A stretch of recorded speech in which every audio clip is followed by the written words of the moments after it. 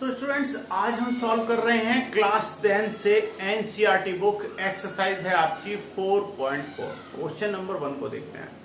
तो question number 1 में हमें क्या दिया हुआ है, निम्न द्विघात समीकरणों के मूलों की प्रकृति ज्ञात कीजिए, यानी इनका हमें नेचर फाइंड आउट करना है और यदि मूलों का अस्तित्व हो तो उन्हें भी ज्ञात कीजिए।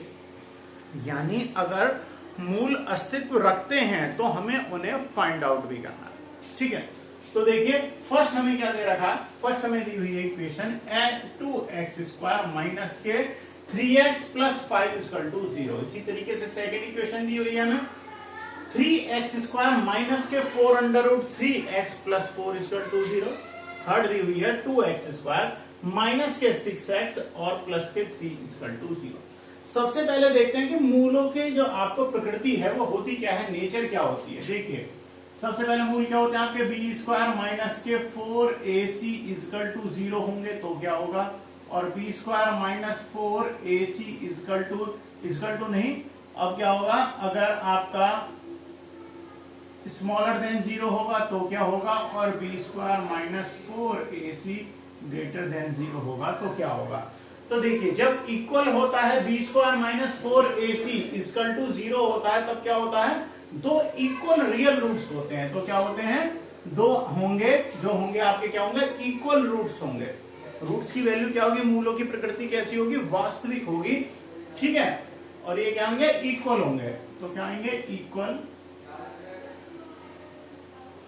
रियल रूट्स, यानी दो जो रूट्स आएंगे वो क्या होंगे, वास्तविक होंगे और बराबर होंगे। यानी लिख देता हूं मैं वास्तविक और बराबर। अब b² माइनस 4ac क्या होगी, आपकी लेस देन 0 होगी। तो इस कंडीशन में क्या होता है स्टूडेंट्स, दो होंगे आपके रूट्स और क्या होंगे, वो रियल होंगे बट भिन्न भिन्न होंगे। तो हम इसे क्या लिख सकते हैं, 2 डिस्टिंक्ट रूट, बट क्या है, ये भी रियल है, यानी दो वास्तविक और भिन्न भिन्न होंगे। अब b² माइनस 4ac होगी क्या होगी, आपकी 0 से लेस होनी चाहिए, यानी 0 की वैल्यू जो होगी वो क्या होगी, इससे बड़ी होनी चाहिए। तो इस कंडीशन में ये वैल्यू क्या बनेगी, तो क्या होते हैं, no real roots, no real roots, यानी कि जो आपके मूल होंगे, मूल क्या होंगे, वो वास्तविक नहीं होंगे, वास्तविक नहीं। ठीक है, ये कंडीशंस होती हैं। तो अब इसके अकॉर्डिंग हम इसे सॉल्व करेंगे। तो देखिए सबसे पहले फर्स्ट इक्वेशन को देखता हूं, क्या है, 2x² माइनस के 3x plus 5 equal to 0। a की वैल्यू हो गई, b की वैल्यू होगी और क्या हो गई है c की वैल्यू। तो a इक्वल टू क्या हो गया 2, b इक्वल टू क्या हो गया आपका -3 और c इक्वल टू क्या हो गया 5। रख दीजिए b², क्योंकि d की वैल्यू क्या होती है, b² माइनस 4ac। अब हम देखेंगे 0 के इक्वल है या क्या आता है। तो देखिए b की वैल्यू यानी -3 का स्क्वायर माइनस के 4 इंटू a की वैल्यू क्या है 2 इंटू c की वैल्यू। 3 का स्क्वायर कितना हो गया 9, माइनस कितना हो गया 5 into 2 equal to 10, 10 into 4 equal to कितना हो गया 40। अब देखिए यहां से क्या आ गया माइनस के 31। अब जब ये वैल्यू क्या आई है आपकी माइनस के 31 आई है, ठीक है, जब माइनस के 31 ये वैल्यू बनेगी तो इस कंडीशन में क्या होगा स्टूडेंट्स, आपके जो रूट्स जो होंगे माइनस आए हैं, यानी कि ये वैल्यू जो है आपकी क्या है 0 से छोटी आई है। ठीक है ना, माइनस में ये वैल्यू आई है। तो इस कंडीशन में आपका आंसर क्या बनना चाहिए, जरा तीनों ये जो मैंने आपको कंडीशन बताई है इनके अकॉर्डिंग सोचिए और मुझे जवाब दीजिए। ठीक है ना, तो अब इसमें क्या होगा स्टूडेंट्स, मूलों का अस्तित्व नहीं होगा। क्या बनाएंगे हम, मूलों का क्या है, अस्तित्व नहीं है, क्योंकि ये वैल्यू क्या आई है आपकी माइनस में आई है। एक बार मैं आपको फिर से चेक करा देता हूं, 2x² माइनस के 3x प्लस 5 इक्वल टू 0। तो यहां से ये वैल्यू क्या आई है माइनस के 31, तो यानी कि मूलों का अस्तित्व नहीं है। ठीक है, हम कह सकते हैं मूलों का अस्तित्व नहीं है। ठीक है, तो ये फर्स्ट आपका हो गया। अब मैं आपको बताता हूं सेकंड क्वेश्चन। आप इसे इस तरीके से भी कर सकते हैं। अच्छा, अब सेकंड क्वेश्चन को ले लेते हैं। सेकंड में क्या दिया हुआ है हमें, 3x² माइनस के 4 अंडर रूट 3x प्लस के 4 इक्वल टू 0। ए की वैल्यू क्या हो जाएगी आपकी 3, बी की वैल्यू क्या है माइनस के 4 अंडर रूट 3 और सी की वैल्यू क्या है 4।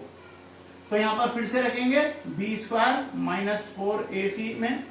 तो देखिए b की वैल्यू क्या है माइनस के 4 अंडर रूट 3, इसका स्क्वायर कर दीजिए, और फिर क्या है माइनस के 4 इंटू ए की वैल्यू 3 इंटू सी की वैल्यू क्या है 4। 4 4 क्या हो जाएगा 16।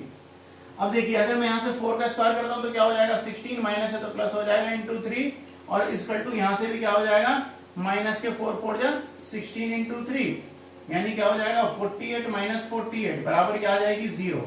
अब जब 0 के इक्वल आएगी, जब 0 के इक्वल आती है तो क्या होंगे वास्तविक मूल होंगे और क्या होंगे बराबर होंगे। तो मूल कैसे होंगे आपके, मूल का नेचर कैसा होगा बराबर और वास्तविक, ठीक है, यानी इक्वल और रियल रूट्स, इक्वल और रियल रूट्स होंगे। ठीक है, अब इसके साथ अगर आपको इनकी वैल्यू भी फाइंड आउट करनी है तो वैल्यू निकाल लेते हैं। तो वैल्यू कैसे निकालोगे आप, यहां से देखिए ये तो हो गए मूलों की प्रकृति। अब अगर हमें ये वैल्यू फाइंड आउट करनी है तो क्या कर लेते हैं हम, मैं आपको बताता हूं क्या करेंगे, सीधराचार्य फॉर्मूला लगा देते हैं। ठीक है, या आप डायरेक्ट इसमें मेथड भी यूज कर सकते हैं। क्या लगा दोगे, या सिंपल फैक्टर करके देख लेते हैं हम इसे। पहले हमारे पास क्या है 3x² माइनस के 4 अंडर रूट 3x प्लस के 4 इक्वल टू 0। ठीक है, तो अगर मैं इसका करूं तो कितना होगा 4 3 कितना हो जाएगा 12, और 12 के अंडर रूट आने हैं कितना 4 अंडर रूट 3, ध्यान दीजिए। तो कितना है 12 है, तो क्या हो जाएगा 2 से 6 टाइम, 2 से करा दो 3 टाइम और 3 से करा दो 1 टाइम, यानी 4 under root 3 into under root 3 करोगे तो 4 कितना हो जाएगा, यानी अगर मैं यहां से करूं तो 4 अंडर रूट 3 आना चाहिए। ठीक है ना, या इसके कर देते हैं हम श्रीधराचार्य से। ठीक है ना, तो श्रीधराचार्य से कर दीजिए माइनस के b plus minus under root b² minus 4ac upon 2 into a. तो माइनस की b वैल्यू प्लस माइनस, देखिए b² माइनस 4ac, अभी हमने निकाला था ये वैल्यू चाहिए थी इसकी 0, तो 0 आ जाएगा, और अपॉन 2 इंटू ए की वैल्यू क्या है, ए की वैल्यू है 3। तो यहां से देखिए माइनस b की वैल्यू क्या थी 4 अंडर रूट 3, माइनस में था तो माइनस माइनस क्या हो जाएगा, ये प्लस हो जाएगा। भाई ये तो फॉर्मूले का माइनस हो गया, और b की वैल्यू पहले से ही माइनस में है, और अपॉन कितना है आपका 2 इंटू ए, तो 2 इंटू ए कितना हो जाएगा 6, यहां से माइनस माइनस क्या हो जाएगा प्लस, तो 4 अंडर रूट 3 अपॉन 6 हो जाएगा। यहां से डिवाइड कर दूं 2 टाइम, यहां से कर दूंगा 3 टाइम, तो 2 अंडर रूट 3 अपॉन 3 आ गया, 2 अंडर रूट 3 अपॉन 3। और क्योंकि ये वैल्यू जो आनी है वो क्या है, दोनों इक्वल आनी है, तो दोनों रूट्स क्या हो जाएंगे आपके 2 अंडर रूट 3 अपॉन 3 दिखाई दे रहा है आपको। तो ये वैल्यू क्या हो जाएगी 2 अंडर रूट 3 अपॉन 3। तो इसका सेकंड पार्ट जो है उसका आंसर क्या आ गया 2 अंडर रूट 3 अपॉन 3। ठीक है, सेकंड पार्ट कंप्लीट है। थर्ड पार्ट को देखते हैं। तो देखिए अब थर्ड पार्ट को, थर्ड पार्ट में हमें दिया हुआ है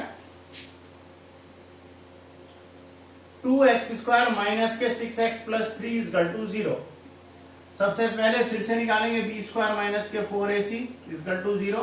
तो b की वैल्यू क्या है माइनस के 6 है, इसका स्क्वायर करें, 4 इंटू ए की वैल्यू 2 इंटू 3, 6 से स्क्वायर करोगे क्या हो जाएगा 36, माइनस यहां से कर लीजिए कितना हो जाएगा 6, 4 इंटू 6 कर देते हैं हम। ठीक है ना, कितना हो जाएगा 24 बराबर कितना आ गया 12। तो ये वैल्यू कितनी आ गई आपकी 12 आ गई। देखिए माइनस कहते हैं और माइनस के 4 इंटू ए इंटू सी। ठीक है ना, तो अब ये वैल्यू जो है क्या है, ये आपकी 0 से बड़ी है, ये वैल्यू क्या है 0 से बड़ी है। तो अब क्या हो जाएंगे इनके, क्या हो जाएंगी दो वास्तविक परंतु भिन्न भिन्न रूट्स हो जाएंगे, 2 डिस्टिंक्ट रियल रूट्स। वास्तविक हैं इनके मूल, परंतु क्या है भिन्न भिन्न होंगे, यानी अलग अलग होंगे। दोनों रूट्स जो होंगे उनकी वैल्यू अलग अलग आएगी। ठीक है, तो इनकी भी वैल्यू निकाल देता हूं। तो सबसे पहले देखिए b² माइनस 4ac की वैल्यू हमने निकाल लिया है। तो अब यहां से क्या करेंगे माइनस के b plus minus under root B square minus 4ac upon क्या होनी चाहिए 2a, तो माइनस इंटू बी की वैल्यू क्या है माइनस के 6, अब प्लस माइनस अंडर रूट देखिए बी स्क्वायर माइनस 4ac की वैल्यू हमने निकाली थी क्या आई थी 12, तो यहां से ये वैल्यू क्या हो जाएगी 12 अपॉन 2 इंटू a की वैल्यू क्या है 2, तो यहां से देखिए 6 प्लस माइनस, अब 12 का अगर मैं इसको अंडर रूट ले लूं तो क्या हो जाएगा भाई 4 इंटू 3, तो ये क्या हो जाएगा 2 अंडर रूट 3, तो ये वैल्यू क्या हो जाएगी 2 अंडर रूट 3 अपॉन 2 2 जा 4, तो यहां से हम इसे कह सकते हैं 6 प्लस 2 अंडर रूट 3 अपॉन 4, और एक वैल्यू क्या हो जाएगी 6 माइनस 2 अंडर रूट 3 अपॉन 4। अब यहां से आप चाहो तो इसमें से क्या करेंगे 2 हम कॉमन भी ले सकते हैं, तो अगर मैं यहां से 2 कॉमन लेता हूं तो क्या हो जाएगा, प्लस वाले को देखिए 2 मैंने अंडर कॉमन ले लिया तो 3 प्लस अंडर रूट 3 अपॉन 4, ठीक है 2 हमने यहां से कॉमन ले लिया था बिल्कुल, तो ये क्या हो जाएगा अपॉन 2, यानी 3 प्लस अंडर रूट 3 अपॉन 2, जो फर्स्ट वैल्यू आएगी वो क्या हो जाएगी 3 plus under root 3 upon 2, 3 plus under root 3 upon 2, और यहां से जब आप 2 यहां से माइनस ले लोगे 2 को कॉमन ले लोगे तो 2 कॉमन हो जाएगा, तो क्या हो जाएगा 3 माइनस अंडर रूट 3, और अपॉन फिर से क्या होगा 4, आप इसे डिवाइड करोगे 2 टाइम, यानी 3 माइनस अंडर रूट 3 अपॉन 2। तो दो जो भिन्न भिन्न वैल्यू जो आई है आपकी क्या हो जाएगी 3 प्लस अंडर रूट 3 बटे 2 और 3 माइनस अंडर रूट 3 बटे 2। तो स्टूडेंट इस तरीके से आपका एक्सरसाइज 4.4 का क्वेश्चन नंबर 1 कंप्लीट है। ठीक है, नेक्स्ट वीडियो में नेक्स्ट क्वेश्चन के साथ मिलते हैं।